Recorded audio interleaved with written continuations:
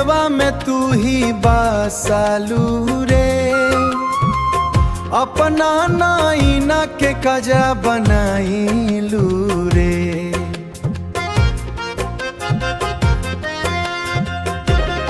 एगो गोरी कौनो नासा तू चढ़ावलू हो, सारा गनुआ में हमके नचवालू हो।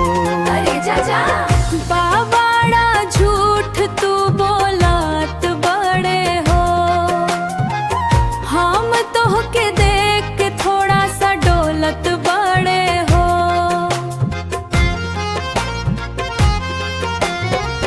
मनुआ में राखी के प्रेम के बाटिया, काहे हमके तू ऐसे सतावत बड़े हो।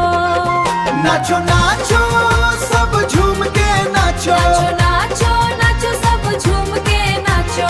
प्रेम के रंगवा में आज सब रंगाओ। ए गोरिया नाचो। हाय रे तोरी मुस्कान ले गइलू हमारा सारा जान, ले गइलू हमारा सारा जान, ले गइलू हमारा सारा जान।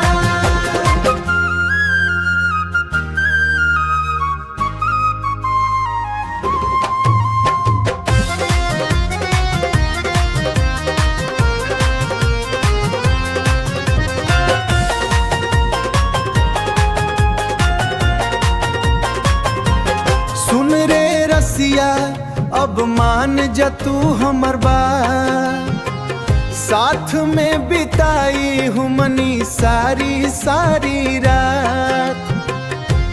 तोहरी कसम अब दूर ना हम जाएब, साथ में होके हम प्रेम गीत गाइब।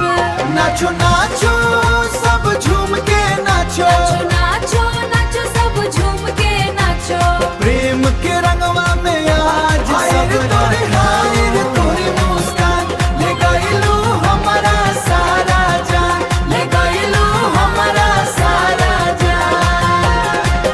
अरे वाह वाह क्या बात है। नाचत रहा नाचत रहा।